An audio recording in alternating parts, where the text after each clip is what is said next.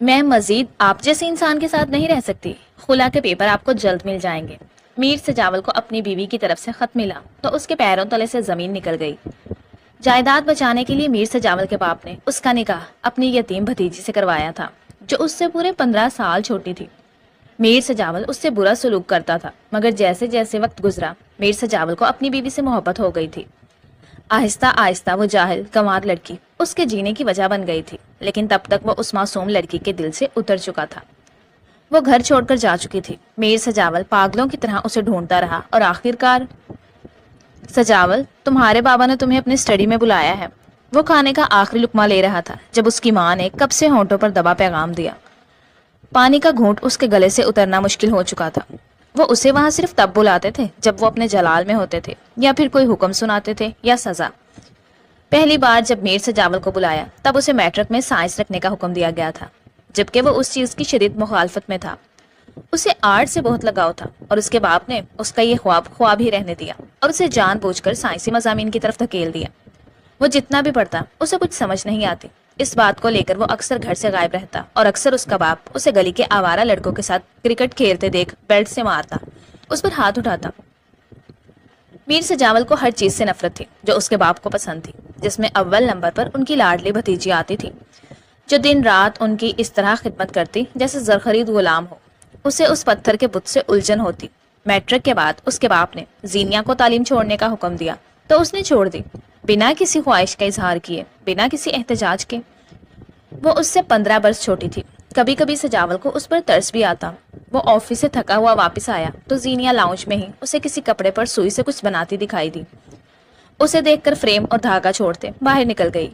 وہ سر کو صوفے کی پشت پر گرائے سر دبا رہا تھا جب وہ ٹھنڈا جوس ٹرے میں سجائے لے آئی۔ آپ کے لیے کافی لا دوں؟ وہ 16 سالہ لڑکی اس 31 سالہ مرد کو پوچھ رہی تھی۔ سجاول نے اسے گھورا۔ خانسامہ کہاں ہے اور ملازمہ؟ تمہارا تو نیا نیا کالج ہوگا نا، پڑھائی کرو۔ اور یہ کہ تم اماں کی طرح سوئی اور فریم لے کر بیٹھی تھی، کیا تم نے آرٹس رکھ لی ہے؟ زینیا کے چہرے پر زرد سا سایہ لہرایا۔ میں نے پڑھائی چھوڑ دی ہے۔ تایا ابا نے کہا ہے میں گھر پر رہ کر دائی جان سے گھر کے کام سیکھوں۔ پڑھائی کام نہیں آتی، ہنر کام آتے ہیں۔ کس جاہل کا قول ہے پڑھائی کام نہیں آتی؟ تم کل میرے ساتھ چل رہی ہو اور کالج میں ایڈمیشن لوگی۔ کوئی ضرورت نہیں کسی کی ملازمہ بننے کی۔ اس نے جوس حلق میں اتارتے سکون سے کہا تھا۔ زینیا نے نفی میں سر ہلاتے گلاس ٹرے میں رکھا۔ میں تایا ابا کا حکم نہیں ٹال سکتی، وہ میرے سرپرست ہیں، وہ جو چاہے فیصلہ لیں۔ اس چھوٹی سی لڑکی نے اسے انکار کر دیا تھا۔ حیرت ہی حیرت تھی۔ جو شخص اپنے بیٹے کو دنیا کے سب سے اچھے اسکول، کالج، یونیورسٹی اور باہر سے ڈپلومے کروانے کے بعد ملٹی نیشنل کمپنی کا CEO بنا کر مطمئن ہوا تھا، وہ ایک ذہین لڑکی کو گھر اس لیے بٹھا رہا تھا کیونکہ وہ لڑکی ہے۔ اس نے اس بارے میں اپنی ماں سے بات کرنے کا سوچا تھا۔ وہ فریش ہونے کے بعد رات کا انتظار کرتا رہا اور جب سب کے سو جانے کا یقین ہوا تو اس نے رقیہ خاتون سے بات کی۔ اماں، مگر وہ بہت چھوٹی ہے، اس پر گھر کے کاموں کا بوجھ اس طرح ڈالنا زیادتی ہے۔ تم اپنے باپ کو جانتے ہو نا، وہ کسی کی کب سنتے ہیں۔ انہوں نے کہہ دیا مطلب کہہ دیا۔ کیا مطلب کہہ دیا تو کہہ دیا؟ انہیں کون سے پلے سے اس کے اخراجات اٹھانے پڑ رہے ہیں؟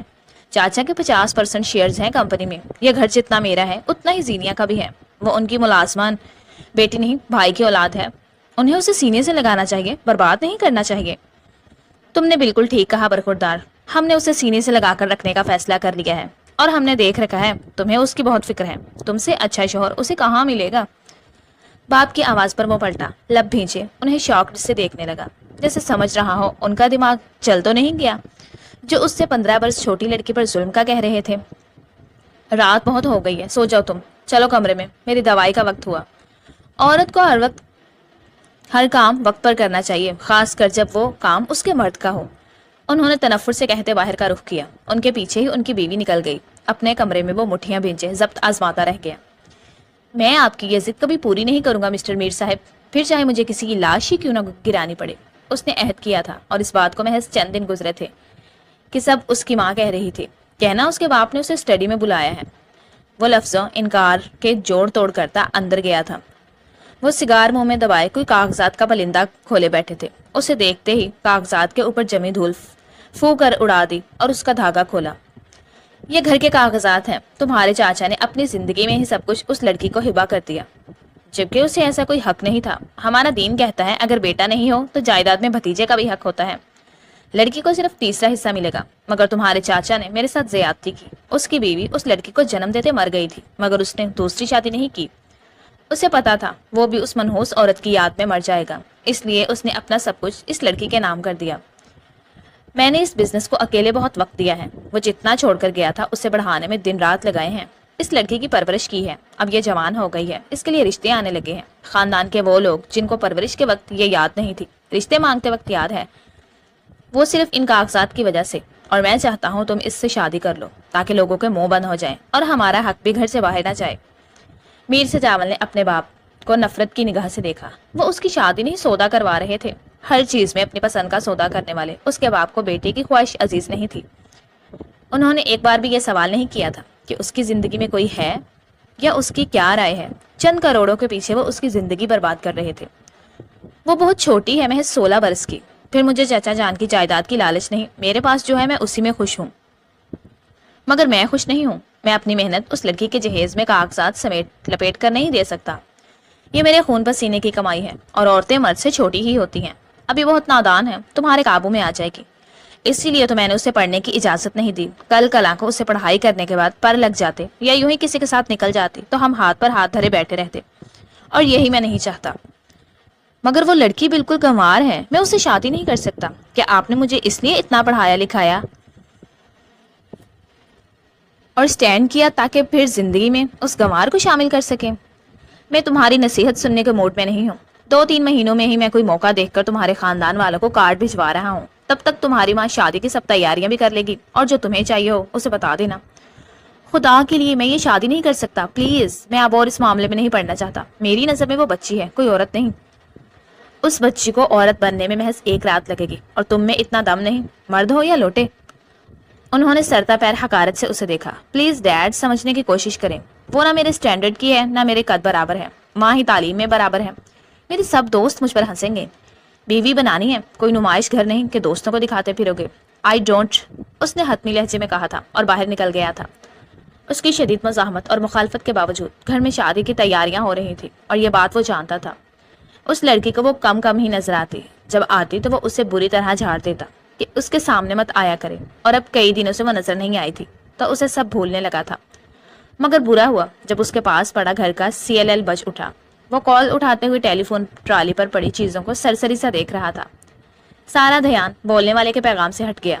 उसने फोन रखकर वो कार्ड उठाया जो उसकी अपनी शादी का कार्ड था, और 5 दिन बाद की तारीख थी। वो कार्ड उठाते ही नहाए तो गुस्सीले लहजे में बाप के पास गया और कार्ड बेड पर फेंका, जहां वो कोई किताब लेटे पढ़ रहे थे। उसकी बदतमीजी पर तिल मिलाते उठ बैठे। क्या बदतमीजी है? तुम्हारी माँ ने बाप का अदब नहीं सिखाया? बदतमीजी तो आप कर रहे हैं मेरी शदीद मुखालफत के बावजूद। ये क्या है? नजर नहीं आ रहा? शादी का कार्ड है। किसकी? जाहिर है तुम्हारी और जीनिया की। अब रिश्तेदारों को बुलाने के लिए कार्ड तो छुपवाने ही थे। उन्होंने कमाल तहम्मुल से बताया, जैसे सामने वाला अनपढ़ हो और वो उनसे यही पूछ रहा हो कार्ड किसकी शादी का है। क्या मैं पूछ सकता हूँ कि ऐसी क्या मजबूरी मेरी कि मुझे उस गंवार से ही शादी करनी पड़े? उसने कार्ड को पकड़कर उसके टुकड़े टुकड़े कर दिए थे। तुम्हारी मजबूरी। वो जरा मुस्कुराए और उसे देखा। वो जो चाय लेकर आ रही थी उसके हाथों में ट्रे कांपने लगी थी। तुम्हारी मजबूरी यही है कि तुम्हारी माँ इस उम्र में तलाक लेकर घर से निकलती अच्छी नहीं लगेगी। वो कहकर किताब चेहरे के सामने कर गए, और वो कितने ही पल शौक की कैफियत में खड़ा रहा। पीछे जीनिया के हाथों में लर्जिश से ट्रे में चाय छलक रही थी। वो उस कदम से कदम मिलाकर कैसे चलती? उसने जहर का ये घूंट अपनी माँ के लिए भरा था, और उस वक्त वो जहर का घूंट उसे सामने अपने सेज पर नजर आ रहा था। तुम इनकार कर सकती थी जीनिया, तुम्हारे पास इख्तियार था। मैं मजबूर था, मगर तुम नहीं। तुमने मेरी जिंदगी को महज इसलिए बर्बाद कर दिया क्योंकि तुम अपने ताया और दुनिया की नजर में एक फरमाबरदार लड़की बनना चाहती थी। शेरवानी जोर से पटक कर कमीज के बटन खोलता वह उसे कलाई से थामे खड़ा था। जिस तरह वो बोला वो सहम उठी और नजर उठाए बिना बोली, मेरे पास कोई इख्तियार नहीं था। मुझसे ताया जान ने मेरी राय नहीं ली, हुक्म दिया था, और मैं उनके घर पर रहती हूँ। उन्होंने मेरी परवरिश की है। मैं उनके एहसानों का बदला उन्हें दुनिया के सामने रुस्वा करके नहीं दे सकती थी। वो मेरे सरपरस्त हैं, उनका हक बनता है मेरे बारे में जो चाहे फैसला लें। उसने वो मुश्किल ये लफ्ज सोचकर कहे थे। मीर सजावल अगर उसके लबो लहजे पर गौर करता तो देखता वो एक सुलझी हुई नेक सीरत लड़की है, मगर उस पर बदले का भूत सवार था। उसका जवान जो शीला खून गर्म हुआ था। उसने कमीज उतारकर दूर उछालते उसके सर पर सेट दुपट्टा पिन्नों समेत खींचा था। दुपट्टे की हालत तो बुरी हुई थी, मगर वो भी बाल टूटने पर चिल्लाई थी। خبردار جو میرے سامنے مظلوم بننے کا ناٹک کیا، اچھی طرح جانتا ہوں تمہیں۔ تم نے سوچا ہوگا مجھ سے شادی کر کے پوری جائیداد کو حاصل کر لو گی، جو چاہے کرو گی۔ کاٹ کا الو ہے، ذرا سی دھمکی سے ڈر گیا تو تم جو مرضی کرو گی۔ تو یہ تمہاری بھول ہے۔ میں اب چونکہ تمہارا شوہر ہوں تو تمہیں بتاتا ہوں شوہر کے حقوق کیا ہوتے ہیں۔ اس کے ہاتھوں سے جارحانہ طریقے سے چوڑیاں کھینچ کر اتارتے اس نے نیکلس کھینچا۔ وہ منہ پر ہاتھ رکھے اس کا ظلم ستم سہتی رہی۔ اس کے گلے پر ہاتھ کا دباؤ ڈالتے وہ اس پر جھکا۔ کتنی حقارت تھی اس کی آنکھوں میں۔ وہ اس کی نفرت کی تاب نہ لاتے ہوئے آنکھیں موند گئی۔ گالیاں بکتے جھکتے اس نے اس کی معصوم نسوانیت کو حق کا جو نام دیا تھا وہ کسی بھی طرح شریف عورت کے لیے موت تھی۔ اس کی نسوانیت کی دھچیاں اڑاتے وہ شخص اندھا ہو چکا تھا۔ ہر طرح سے وہ اسے ذہنی اور جسمانی اذیت دیتا رہا۔ اس کے اندر مرد نہیں جانور تھا، اور اس جانور نے زینیا کی ہر بوٹی نوچ ڈالی تھی۔ جسم تھکن اور تکلیفوں سے نیلو نیل ہوا تھا۔ وہ آخر کب تک اس کی وہ گندی گالیاں سنتی؟ کب تک وہ الزامات سہ کر ہوش میں رہتی جو سراسر جھوٹ پر مبنی تھے، مفروضے تھے؟ وہ 16 سالہ نادان کڑیا آج ایسے ٹوٹ کر بکھری تھی کہ لگتا تھا مر جائے گی۔ مگر مرد کی برتریت کا کھیل ختم نہیں ہو رہا تھا۔ نہ جانے وہ کس مٹی سے بنا تھا کہ نہ وہ رکا تھا، نہ ہی اس کی زبان اور ہاتھ اس کو نوچنے سے رکے تھے۔ نہ جانے رات کا کون سا پہر تھا یا صبح ہونے میں کتنی دیر تھی کہ زینیا اپنے حواس کھو گئی، اور پھر وہ اور اس کا جسم اور کان، دل و دماغ، ہر جنونیت، ہر تکلیف سے عاری ہو گئے تھے۔ اور جب صبح اس کی آنکھ کھلی تو جسم میں ٹیسیں اٹھ رہی تھی، سر الگ بھاری ہو رہا تھا، مگر وہ حیران تھی، وہ زندہ ہے۔ اتنی تذلیل اور گالیوں کے باوجود، جو ستم اس نے سہے تھے، ان سب کے باوجود وہ زندہ تھی۔ کیا وہ اتنی مضبوط تھی، یا وہ واقعی ڈھیٹ تھی کہ مرنے کی بجائے پھر سے اٹھ گئی تھی؟ پاس ہی سرخ شنیل کی رضائی میں لپٹا وہ سویا تھا، جس کے چہرے پر گزری رات کا کوئی شبہ تک نہیں تھا۔ مگر زینیا کے پاؤں تھکن سے چلنے سے انکاری تھے، لگتا تھا کہ اب کبھی وہ چل نہیں پائے گی۔ وہ بمشکل اپنا سوٹ لے کر واش روم تک لڑکھڑاتے گئی اور خود کو آئینے میں دیکھا۔ وہ سہاگن بن گئی تھی، اس پر روپ نہیں، وحشت ٹوٹی تھی۔ اس شخص کے نوچنے کے نشان اس کے جسم پر تھے۔ وہ ہر زخم دبا کر دیکھتی، اسے سب سے زیادہ درد دل میں محسوس ہوا تھا اپنی حالت دیکھ کر، ورنہ زخموں کو تو درد کا پتہ ہی نہیں تھا۔ شاور لے کر جب وہ نکلی تو وہ اٹھ چکا تھا، فون کان سے لگائے وہیں بستر پر بیٹھا تھا، اور آہستہ آہستہ چلتی ڈریسنگ تک گئی اور بال سنوار کر سر پر دوپٹہ لیا، سارے کمرے سے اس کی حیوانیت کے نشان مٹائے۔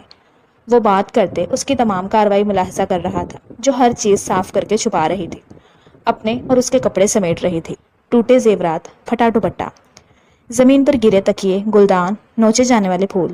اس نے سارا کمرہ درست کیا، کال بند کر کے وہ اس کے پیچھے گیا۔ وہ جو ڈسٹ بن میں پھولوں کی ٹوٹی لڑیاں پھینک رہی تھی، پلٹتے ہی ڈر گئی۔ سجاول نے اسے گہری نظروں سے اوپر سے نیچے تک دیکھا۔ میرے سامنے یہ معصوم بننے کا ناٹک مت کرنا، میرے کپڑے نکالو، مجھے تیار ہونا ہے۔ جی، کیا پہنیں گے آپ؟ قمیض شلوار سوٹ نکال دو۔ جی۔ اس نے سر ہلایا تو وہ چلا گیا۔ کپڑے پہن کر اس نے اسے جوتے لانے کا حکم دیا۔ وہ کاؤچ پر بیٹھا تھا اور وہ زمین پر بیٹھی، اس کے پیروں میں جوتے موزے پہنا رہی تھی، جب دروازے پر دستک ہوئی اور سجاول نے آنے والے کو اجازت دی، مگر سامنے اپنی ماں کو دیکھتے اس نے چہرہ مزید سخت کر لیا، جبکہ اس کی ماں نے زینیا کو فرش پر بیٹھا دیکھ کر اسے جوتے پہناتے دکھ سے دیکھا۔ ان کی آنکھوں میں موجود احتجاج اور کرب وہ دیکھ کر بھی اندیکھا کر گیا، جبکہ اس کے باپ کے چہرے پر مسکراہٹ چھا گئی، مکروہ مسکراہٹ۔ تم ہماری سوچ سے زیادہ سمجھدار ہو، دیکھنا تمہاری یہی عقل مندی تمہیں ایک دن بہت اونچا مقام دے گی۔ انہوں نے اسے داد دی تھی۔ سجاول نے ان کے ہاتھ چٹک دیے۔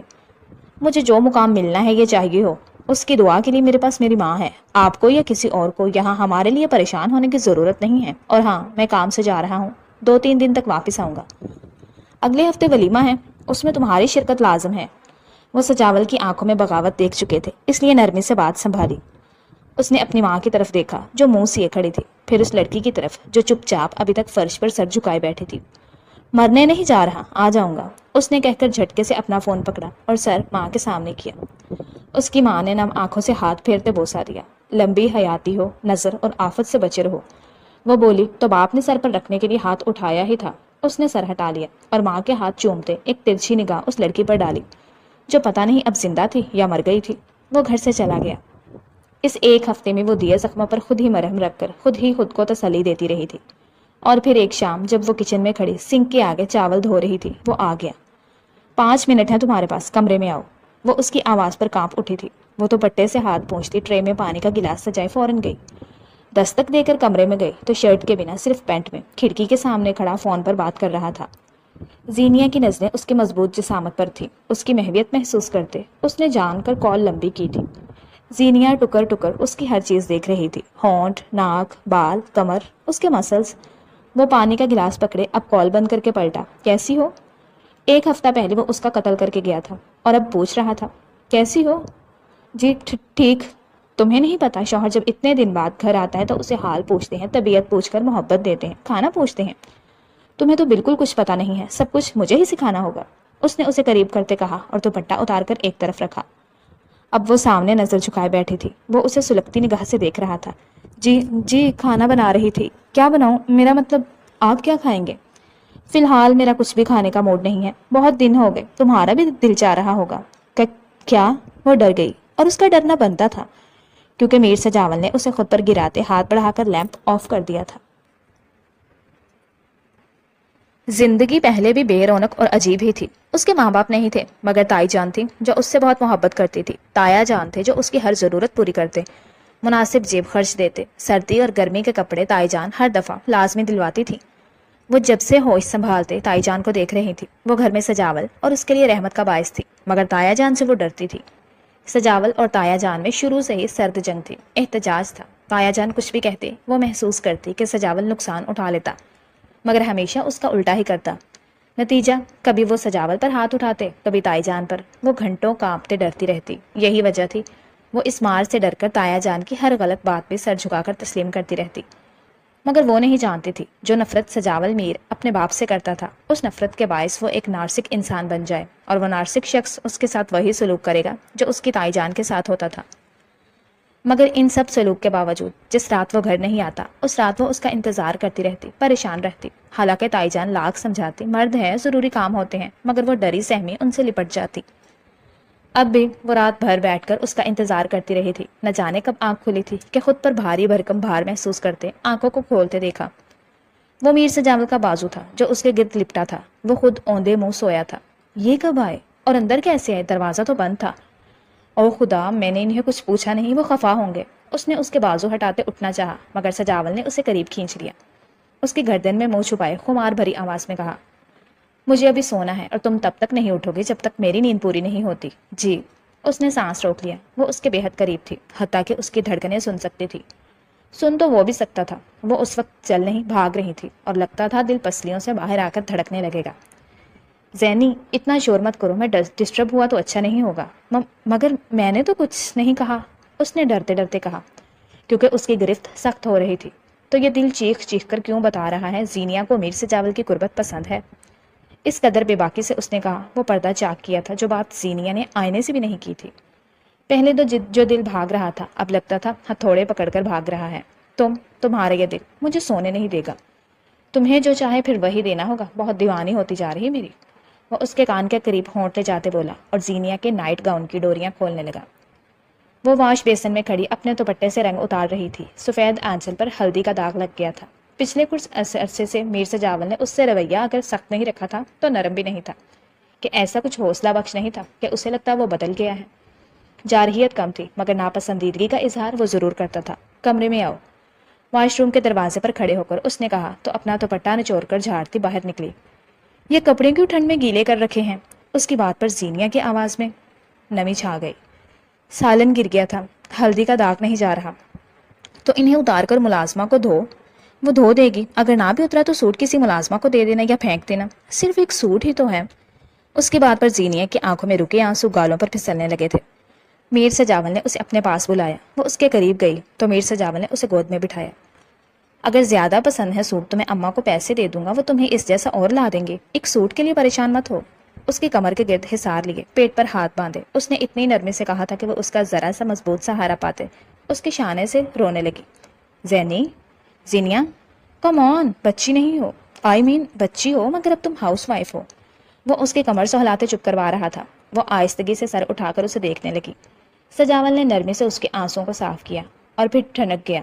اس کے گال پر تھپڑ کا نشان تھا۔ تمہیں مارا ہے کسی نے؟ کس نے ہاتھ اٹھایا تم پر؟ سجاول نے اسے گود سے ہٹا کر اٹھتے پوچھا۔ اس کے ماتھے پر تیوری چڑھ گئی تھی۔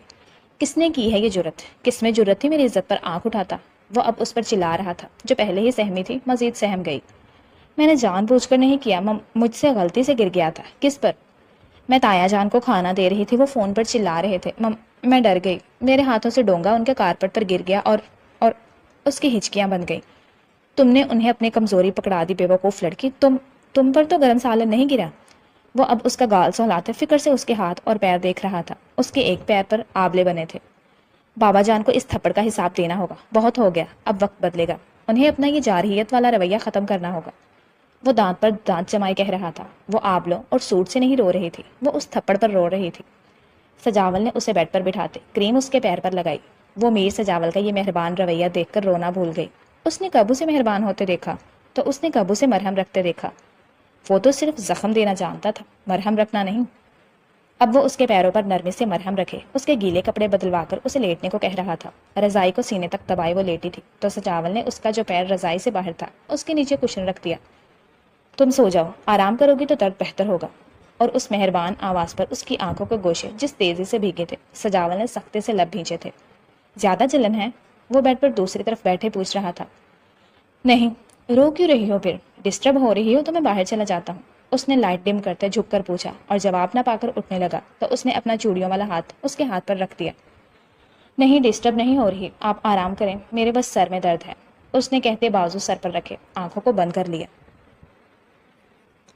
میر سجاول کے دل نے اسے ملامت کیا۔ جو لڑکی ساری رات بیٹھ کر اس کے پیر دباتی تھی، اس کی ایک آواز پر لبیک کہتے اپنا ہر فرض پورا کرتی تھی، ہر شے حاضر کر دیتی تھی۔ وہ پہلے اسے روبوٹ ہی سمجھتا تھا، مگر وہ واقعی فرما بردار تھی، اور زبان دراز تو بالکل نہیں تھی۔ رفتہ رفتہ اس کی خوبیاں اس پر کھلی تھی تو دل کے دروازے بھی واں ہونے لگے تھے۔ ضمیر الگ ملامت کرتا تھا، مگر بات ابھی تک ضمیر تک تھی۔ یہ پہلا عمل تھا جو اس سے ہوا تھا، اور بے خودی میں ہوا تھا۔ وہ عورت اب اس قابل لگنے لگی تھی کہ اسے آرام دینے کے لیے چند پل وہ اس کا سر نرم گرم آغوش میں لیے دبانے لگا۔ وہ اس کے عمل پر حیران اور خوش ہوتی، آنسو نہیں روک پائی، اور پھر لب کاٹتی رہی۔ جانے کب نیند مہربان ہوئی، آج سے پہلے وہ اتنی مہربان نیند کب سوئی تھی۔ میر سجاول آفس نہیں گئے تھے، اور وہ صبح کے 10 چکر کمرے کے لگا چکی تھی۔ وہ ہر بار سوتا ملتا تو شور کیے بنا چلی جاتی۔ شام میں جب میر سجاول کا باپ کمرے میں داخل ہوا تو تھوڑی دیر بعد زینیا کو پکارنے لگا۔ جی تایا ابا، کس طرح کی بیوی ہو، تمہیں ہوش بھی ہے؟ تمہارا شوہر یہاں بخار میں تپ رہا ہے اور تم عیاشیاں کرتی پھر رہی ہو۔ کون سی عیاشی؟ منہ بھر کر دل چاہا کہہ دے، مگر تائی جان کی تربیت آگے آ گئی۔ مجھے نہیں پتا تھا، مجھے لگا آرام کر رہے ہیں، میں معافی چاہتی ہوں۔ ڈیڈ، اس کا کوئی قصور نہیں، میں نے اسے خود نہیں بتایا، بچی ہے، ہر چھوٹی بات پر پریشان ہو جاتی ہے، اس نے وضاحت دی تھی۔ تو زینیا کے ساتھ میر سجاول کی ماں کے دل میں بھی ٹھنڈک پڑی تھی۔ تم نے ہمیں اس لڑکی کی طرفداری کرنے کے لیے بلایا ہے؟ نہیں، میں آفس نہیں جا سکا تو یہ کچھ ضروری کاغذات ہیں، ہمدانی صاحب کا وکیل آئے گا، انہیں دینے ہیں، اس نے کراؤن سے ٹیک لگا کر بیٹھے تھے کہا، اور پاس سے کی فائل ان کی طرف بڑھا دی۔ وہ فائل کھینچ کر اس پر ترچھی نگاہ ڈالتے باہر نکل گئے۔ زینیا کا کب کا رکا سانس بحال ہوا۔ اب کھڑی کیا ہو، یہاں آ کر ٹانگیں دباؤ، اس نے مصنوعی روب جھاڑا تھا جس پر اس کی ماں مسکرا کر باہر نکلی تھی، مگر زینیا ڈر کر جی جی جی کرتی جیسے ہی پاؤں دبانے لگی۔ میر سجاول نے سر جھٹکا۔ تیرا کچھ نہیں ہو سکتا زینیا میر، وہ بس بڑبڑا کر رہ گیا۔ وہ 11ویں کی کتابیں لے کر آیا تھا۔ 4 دن پہلے وہ اس کے تمام کاغذات کالج میں جمع کروا چکا تھا، اور اب اسے کتابیں دے کر ایڈمیشن ہو گیا ہے۔ کل سے جانا تم کہہ رہا تھا۔ اس کا یونیفارم، بیگ، کتابیں، جوتے، سب کچھ تھا، اور زینیا وہ چیزیں پکڑ کر کتنی خوشی سے دیکھ رہی تھی۔ میر سجاول کے دل کا بوجھ ہلکا ہونے لگا۔ اب ان سب چیزوں کے لیے میرا شکریہ بھی ادا کرو، مسکراہٹ دباتے اس نے کہا۔ شکریہ، اس نے کتاب سینے سے لگائے نظریں اٹھا کر کہا۔ ایسے نہیں، پھر میں خود لے لیتا ہوں شکریہ، تمہیں سمجھانے بیٹھا تو صبح ہو جائے گی، اس نے جھنجھلا کر کہتے اسے خود پر گرایا تھا۔ زینیا بس اس کی شرٹ کو زور سے مٹھیوں میں بھیجے خود کو اس کے حوالے کر گئی تھی۔ رات کھانے کے بعد میر سجاول کے باپ نے زینیا کو مخاطب کیا۔ صبح ناشتہ اچھا سا تیار کرنا، میرے آفس سے کچھ مہمان آ رہے ہیں۔ ناشتہ باہر سے بھی آ سکتا ہے، گلاس میں پانی انڈیلتے میر سجاول نے باپ کی طرف خشک نگاہوں سے دیکھا تھا۔ کیوں، تمہاری بیوی کے ہاتھ نہیں ہیں، یا اس چھٹانک بھر کی لڑکی کا جادو تمہارے سر پر چڑھ چکا ہے؟ مرد ہو یا چوئنگم جو اس کے نیچے چپک گئے ہو، ان کے مذاق اڑانے پر زینیا کانپ اٹھی تھی، مگر میر سجاول خاموش اور ساکت نظروں سے انہیں دیکھتا رہا۔ اس کا صبح کالج میں پہلا دن ہے، وہ لیٹ ہو جائے گی، گھر میں ماں ہے، ملازمین، اور اسپیشل ناشتہ چاہیے تو باہر کسی بھی ہوٹل سے آرڈر کر لیں۔ اس نے تحمل سے ان کے سر پر بم پھوڑا تھا۔ سجاول، کس سے پوچھ کر تم نے اس 2 ٹکے کی لڑکی کو کالج میں داخلہ دلوایا؟ کل کو یار بنا کر ساری جائیداد لے کر فرار ہو جائے گی، پھر بیٹھ کر ملتے رہنا ہاتھ۔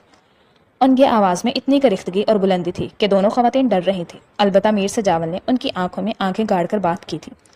وہ میری بیوی ہے، کسی کے ساتھ بھاگے، منہ کالا کرے، عیاشی کرے، وہ میرا مسئلہ ہے۔ میں اپنے حصے کی بھی تمام پراپرٹی اس کے نام کر دوں گا تاکہ جب وہ بھاگے تو آپ سڑک پر آئیں۔ میر! زوردار تھپڑ میر کے چہرے پر پڑا تھا۔ زینیا کی چیخ اس طرح بلند ہوئی جیسے کسی نے اسے چھری پھیر دی۔ میں اس لڑکی کو بہت سیدھا سمجھتا تھا، مگر تم تو بہت چالاک نکلی۔ چند ہی مہینوں میں میرے بیٹے کو میرے خلاف ورگلا دیا۔ ابھی کے ابھی طلاق دلواتا ہوں، پھر جانا کالج۔ انہوں نے تنفر سے کہا اور زینیا ان کے پیروں میں گر گئی۔ نہیں تایا جان، مجھے نہیں پڑھنا، میں گھر رہوں گی، میں کبھی باہر نہیں جاؤں گی، پلیز مجھے معاف کر دیں۔ زینیا، اسٹاپ دس نان سینس، تمہیں اپنی عزت کا ذرا خیال نہیں؟ میر سجاول نے اسے کھینچا۔ یہ اوقات ہے تمہاری بیوی کی، آئندہ خیال کرنا، وہ غرور سے کہتے چلے گئے۔ سجاول اسے کھینچتے اندر لے گیا۔ پاگل ہو تم، کیا کر رہی تھی؟ میں تمہارے حق کے لیے لڑ رہا تھا اور تم اپنے حق کے ساتھ میری عزت بھی گنوا رہی ہو۔ تم صبح ہر صورت کالج جاؤ گی ورنہ میں سچ میں تمہیں چھوڑ دوں گا، اس نے دھمکی دی تھی، مگر زینیا یکدم اسے پتھرائی نظروں سے دیکھتی رہی، پھر جا کر کاؤچ پر بیٹھ گئی۔ اچھا ہے، سوچے اپنے بے وقوفانہ رویے کے بارے میں، اسے سوچنا بھی چاہیے۔ سجاول نے اسے اس کے حال پر چھوڑ دیا۔ ٹھیک ہے سوچے، مگر یار اتنا بھی کیا سوچنا، شوہر کی بات کی اہمیت ہونی چاہیے، اس نے جھنجھلا کر سوچا، اور پھر اس کا انتظار کرتے کرتے آنکھ لگ گئی۔ اگلی صبح جب اس کی آنکھ کھلی تو گھر میں نہیں تھی، البتہ اس نے ایک خط اس کے لیے چھوڑا تھا۔ میں مزید آپ جیسے انسان کے ساتھ نہیں رہ سکتی، خلا کے پیپر آپ کو جلد مل جائیں گے۔ میر سجاول کو اپنی بیوی کی طرف سے خط ملا تو اس کے پیروں تلے سے زمین نکل گئی۔ جائیداد بچانے کے لیے میر سجاول کے باپ نے اس کا نکاح اپنی یتیم بھتیجی سے کروایا تھا جو اس سے پورے 15 سال چھوٹی تھی۔ میر سجاول اس سے برا سلوک کرتا تھا، مگر جیسے جیسے وقت گزرا میر سجاول کو اپنی بیوی سے محبت ہو گئی تھی۔ آہستہ آہستہ وہ جاہل گنوار لڑکی اس کے جینے کی وجہ بن گئی تھی۔ وہ اسے اپنے مطابق ڈھالنا چاہتا تھا، اسی لیے وہ پہلی کوشش کر رہا تھا کہ وہ کچن میں سے نکل کر وہ کام کرے جو اس کی عمر کی لڑکیاں کرتی ہیں، مگر زینیا کے ڈر نے اسے کل رات دھمکانے پر مجبور کیا تھا۔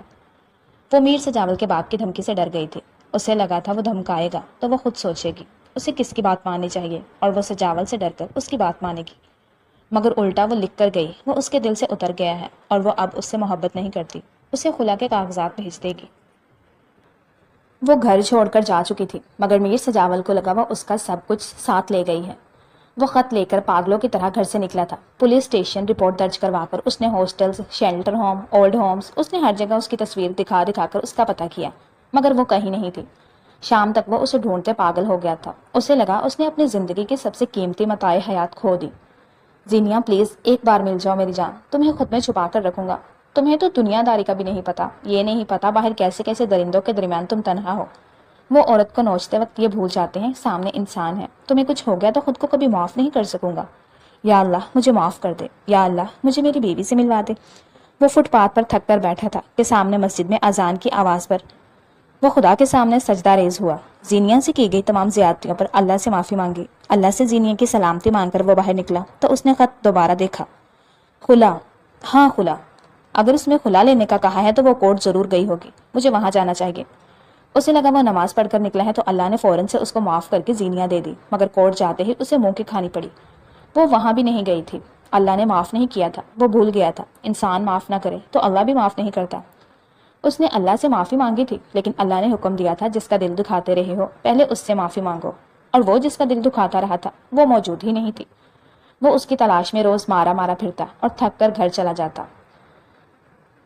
وہ اس قدر آدم بیزار ہو چکا تھا کہ اس کے باپ کو بھی اپنے بیٹے کو مخاطب کرنے کے لیے ڈر لگتا۔ وہ خون کرنے کو دوڑتا۔ مجھے لگتا ہے زینیا نے اس پر سفلی کر دی ہے، میرا میر سجاول مر جائے گا۔ تمہیں یاد ہے حارث، زینیا کا باپ بھی ایسا ہی دیوانہ ہو گیا تھا، وہ مر گئی تھی تو حارث بھی بیمار رہ کر مر گیا تھا۔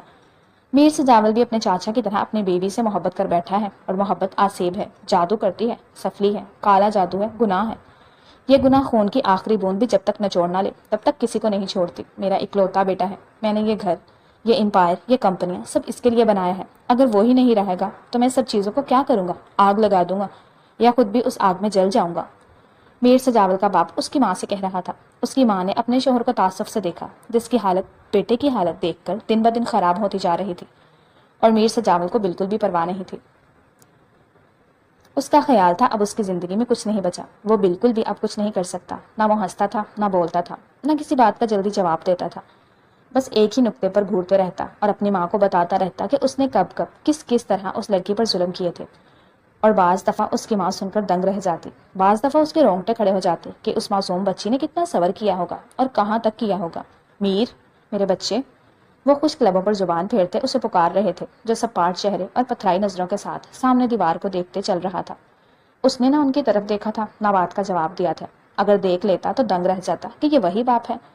وہ کھانستے کھانستے اس کے پیچھے گئے، مگر تب تک وہ کمرے میں جا چکا تھا۔ زینیا کی تصویر کو دیکھتے اس کی آنکھوں میں بہت نرم تاثر تھا۔ جادوگرنی تھی، جادو کر گئی، اپنی خاموشی سے سب تباہ کر گئی۔ کہا تھا نا، یہ عورت نام ہی فساد کا ہے۔ وہ بمشکل کہتے کھانستے رہے، حتیٰ کہ میر سجاول نے انہیں کوئی تلخ بات کہنے کے لیے سر اٹھایا، مگر وہ یکدم فرش پر گر گئے۔ وہ ہڑبڑا کر تیزی سے تصویر رکھتا انہیں لیے ہسپتال گیا۔ ان کا ٹریٹمنٹ ہو رہا تھا اور ڈاکٹر کی کسی رپورٹ میں کچھ نہیں آ رہا تھا، مگر میر سجاول نے جب کمرے میں جا کر باپ کو دیکھا تو حیران ہو گیا۔ ہڈیوں کا ڈھیر، خشک لب، گہرے ہلکے، وہ کہیں سے بھی اس کا باپ نہیں لگ رہا تھا، جس کے روب و دبدبے میں آ کر زینیا گھنٹوں کانپتی رہتی تھی۔ یہ تو کوئی بہت کمزور، لاغر، ہارا ہوا شخص تھا، جس نے زندگی میں صرف کھیلا تھا اور عین آخری سٹیج میں سارا کھیل الٹ کر سب تباہ ہو گیا تھا۔ وہ مزید انہیں نہیں دیکھ سکا تو لب بھینچی باہر نکل آیا۔ وہ تیز تیز قدم اٹھاتے ڈاکٹر کے پرائیویٹ روم کی طرف جا رہا تھا، جہاں جا کر معلوم کرتا کہ اس کے باپ کو کسی نہایت نگہداشت ہسپتال کی ضرورت ہے، یا وہ ان کا علاج کر سکتے ہیں۔ ڈاکٹر سے مل کر بھرپور تسلی کرتے ہوئے وہ باہر نکلا تو نرس سے ٹکرایا۔ Sorry sir. نرس نے جھک کر اپنی فائل اٹھائی اور وہ جھک کر فون اٹھا رہا تھا۔ نرس کی فائل سے نکلے کاغذات دیکھ کر اس نے فوراً کھینچ لیے۔ زینیا میر سجاول، پریگنینسی رپورٹ پازیٹیو۔ سر، یہ اندر میڈم کے پیشنٹ بیٹھے ہیں، ان کی رپورٹس ہیں۔ نرس نے رپورٹ واپس لیتے کہا اور سجاول نے اسے روکا۔ یہ جو سب مریضوں کی رپورٹس آپ لے کر جا رہی ہو، کیا یہ سب موجود ہیں؟ جی سر، یہ سب ایمرجنسی رپورٹس ہوتی ہیں، دوسری تو مریض خود بعد میں لینے جاتا ہے، مگر یہ تو ابارشن والی مریض کی ہیں۔ اور میر سجاول کے سر پر کسی نے اینٹ دے ماری تھی۔ وہ سر ہلاتے فوراً ہسپتال کی انتظامیہ کے پاس گیا۔ اس وقت آن ڈیوٹی کون سے گائناکولوجسٹ ہیں؟ سر، اس وقت صرف ڈاکٹر ماریہ ہیں جو مریض چیک کر رہی ہیں، باقی سب جا چکی ہیں۔ اور آپ کی یہ ڈاکٹر بنا شوہر کے اجازت کے اس کا بچہ بھی مار دیتی ہے۔ وہ لوگ سمجھ رہے تھے وہ کوئی چیکنگ ٹیم کا ممبر ہے، اندر آ کر سوال کر رہا ہے۔ اس کے اس سوال پر بوکھلا گئے۔ آپ کو کوئی غلط فہمی ہوئی ہے، ہمارے ہسپتال میں یہ سب نہیں ہوتا ہے۔ میں نے ابھی خود اپنی بیوی کی رپورٹس نرس کے ہاتھوں میں دیکھی، اور اگر وہ میری بیوی کی ہی رپورٹس ہوئیں اور مجھے آپ کی وہ ڈاکٹر ماریہ یہ گھٹیا کام کرتی ملی، یا میرے بچے کو کچھ بھی ہوا، تو آپ کے پورے ہسپتال کو ڈاکٹر سمیت آگ لگا دوں گا، سڑک پر بھیک مانگنے لائق نہیں رہیں گے۔ سر پلیز آپ کول ڈاؤن کریں، ہم چیک کرتے ہیں۔ اس نے فوراً ڈاکٹر ماریہ کے نمبر پر کال کی۔ آپ کے پاس جو پیشنٹ ہے ابارشن کی، وہ کہاں ہے، اور اس کا بچہ، کیا وہ ٹھیک ہے؟ جی، انہیں بے ہوش کر دیا ہے، بس آپریشن شروع ہی کرنے والی ہوں، ڈاکٹر نے کہا تو میر سجاول نے اس سے فون کھینچ لیا۔ کوئی ضرورت نہیں ہے کسی آپریشن کی، میرے بچے کو اگر خراش بھی آئی تو تم اپنے بچوں کی شکل دیکھنے کو ترس جاؤ گی۔ اس نے کال کاٹ دی اور ڈاکٹر کے ساتھ لمبے لمبے ڈگ بھرتا آپریشن تھیٹر تک گیا۔ اس نے دعا کی کہ کاش وہ اس کی زینیا نہ ہو، نفرت کا کچھ تو بھرم رہے۔ وہ تو بہت معصوم دل تھی، کب سے پتھر کی ہو گئی، مگر سب دعائیں قبول کہاں ہوتی ہیں۔ سامنے ہی وہ آپریشن ٹیبل پر بے ہوش پڑی تھی۔ سجاول نے اس کے ہاتھوں سے ڈرپس نکالی اور اسے گود میں اٹھایا۔ یہ آپ اچھا نہیں کر رہے، پیشنٹ خود یہ بچہ نہیں چاہتی، ڈاکٹر ماریہ چلائی، اور پھر میر سجاول نے جن پتھرائی نظروں سے اسے دیکھا تھا وہ فوراً پیچھے ہٹ گئی۔ وہ اسے دوسرے ہسپتال لے آیا تھا۔ بستر پر ڈالتے اس نے ڈاکٹر کو بلایا، جنہوں نے اس کا تفصیلی چیک اپ کیا۔ آپ کی وائف اس وقت بہت سٹریس میں ہے، بچہ اور ماں دونوں بہت کمزور ہیں، حالانکہ بچے کے سروائیو کرنے کے چانس بہت کم ہیں، مگر میں حیران ہوں، ایک ماں اپنے اتنے کمزور حمل سے بھی اتنی نفرت کیسے کر سکتی ہے، جو خود ختم ہو رہا ہے اسے ختم کروا رہی تھی۔ بہرحال یہ ڈرپس ابھی کے لیے 2 لگوا لیں اور میڈیسن ریگولر یوز کرنی ہے، بالکل بھی اسکپ نہیں ہونی چاہیے میر صاحب، ورنہ کچھ بھی نقصان ہو سکتا ہے اور انہیں کسی قسم کا سٹریس نہیں ملنا چاہیے۔ جی شکریہ۔ اس نے ڈاکٹر کا شکریہ ادا کیا اور ڈرپس ختم کروا کر اسے گھر لے گیا۔ اسے ہوش آیا تو کمرے میں ملگجا اندھیرا تھا، مگر کھڑکی کے پاس کھڑا باہر دیکھتا ہی اولا دکھائی دیا۔ ڈاکٹر پانی، اس نے خشک لبوں پر زبان پھیرتے کہا تھا۔ میر سجاول نے اپنے دکھوں پر ضبط کیا، ورنہ اس کا دل چاہا تھا زینیا کی اس حرکت پر اسے خود مار ڈالے۔